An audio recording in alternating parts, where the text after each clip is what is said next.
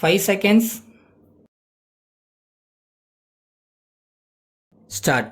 நண்பர்களே, இந்த கூட்டத்திற்கு வருகை தந்துள்ள உங்கள் அனைவரையும் வரவேற்பதிலும் தமிழக மக்களின் நலனுக்காக அரசு எடுத்து வரும் பல்வேறு நலத்திட்டங்கள் குறித்து உங்களிடையே பேசுவதிலும் நான் பெருமகிழ்ச்சி அடைகிறேன்.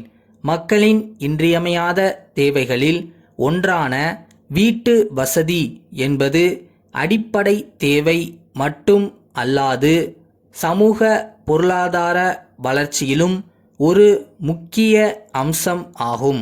எனவே நமது அரசு ஒரு குடும்பத்திற்கு ஒரு வீடு என்ற அடிப்படை நோக்கத்தை நிறைவேற்றிட அனைத்து வகையான முயற்சிகளையும் மேற்கொண்டுள்ளது. பெருகி வரும் மக்கள் தொகை காரணமாக வேலைவாய்ப்பு தேடிக்கொண்டு நகரங்களுக்கு குடிபெயரும் மக்களின் எண்ணிக்கை நாளுக்கு நாள் அதிகரித்து வருகிறது.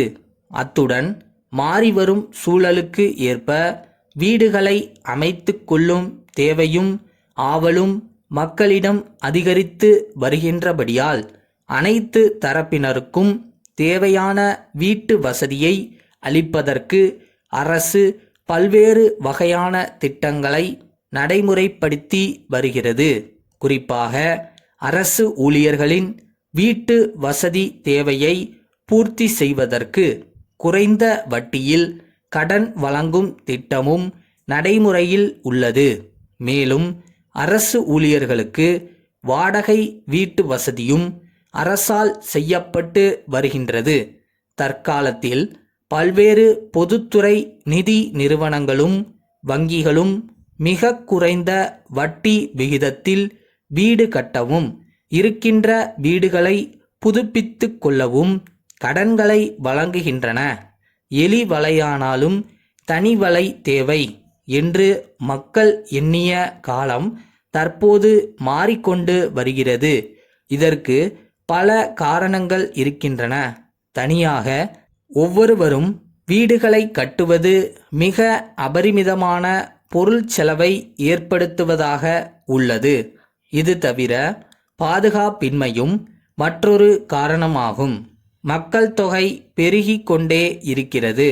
ஆனால் இயற்கையில் உருவான நிலம் மட்டும் எந்தவிதமான மாற்றமுமின்றி அப்படியே இருக்கிறது. இதில் மனிதன் உயிர் வாழ அத்தியாவசிய தேவையான வேளாண் பொருட்களை உற்பத்தி செய்ய ஒரு பகுதியை வைத்து கொள்ள வேண்டியிருக்கிறது. ஒரு பகுதி நிலம் காடுகளாக இருக்கின்றது. ஒரு பகுதி நிலம் தோட்டங்கள் மற்றும் தோப்புகளாக மாறிவிடுகிறது. எதற்குமே பயன்படாத நிலத்தடி நீர் வசதியே இல்லாத பகுதிகள் வறண்ட நிலங்களாக இருக்கின்றன. இவை போக மீதமுள்ள இடத்தில்தான் மனிதன் வீடு கட்டி குடியிருக்க வேண்டியிருக்கின்றது. எனவே வீட்டு வசதிக்கான நிலப்பரப்பு தேவையை விட மிகவும் குறைவாக இருப்பதால் காடுகளையும் விளை நிலங்களையும் நீர் நிலைகளையும் அழித்து வீட்டு மனைகளாக மாற்றிடும் போக்கு அதிகரித்து உள்ளது.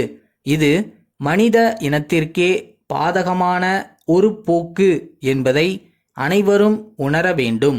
இயற்கை செல்வங்கள் அளிக்கப்படுவதால் மனிதனுக்கு உணவு பற்றாக்குறை ஏற்படும். சுவாசிக்க சுத்தமான காற்றும் குடிக்க நீரும் கிடைக்காது.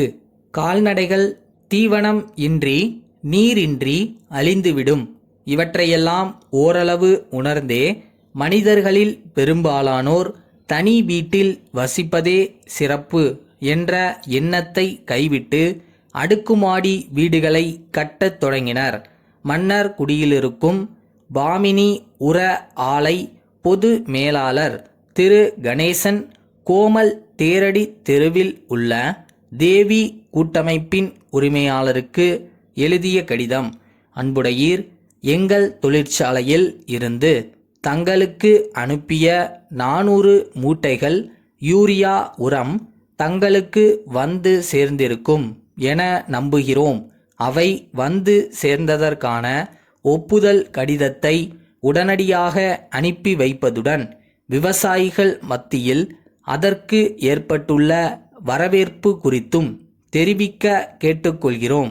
எங்களுக்கு தங்களிடமிருந்து வரவேண்டிய நிலுவைத் தொகை எப்போதும் இல்லாத அளவுக்கு மிக அதிகமாக சேர்ந்துள்ளது. இது குறித்தும் தங்களின் கவனத்தை ஈர்க்க விரும்புகிறோம். எதிர்காலத்தில் இவ்வாறு அதிகமான அளவில் நிலுவை சேராமல் எங்களுக்கு ஒத்துழைப்பை நல்குவீர்கள் என்று நம்புகிறோம். நமது நீடித்த வணிக தொடர்புக்கு பணம் ஒரு தடையாக இருந்துவிடக்கூடாது என்பதை வலியுறுத்த கடமைப்பட்டிருக்கிறோம். உங்கள் கருத்தும் அதுவாக இருக்கும் என்று நம்புகின்றோம். எதிர்காலத்தில் தாங்கள் கொள்முதல் செய்யும் பொருட்களுடைய விலையினை விரைவாக வழங்கிட கேட்டுக்கொள்கிறோம். தங்கள் ஆதரவு என்றும் தொடர விரும்புகிறோம். தங்கள் நம்பிக்கையுள்ள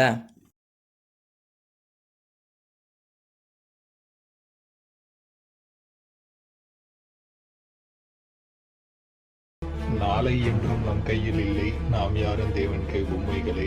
என்றால் கூட போராட நண்பா, என்றைக்கும் தோற்காது உண்மைகளே.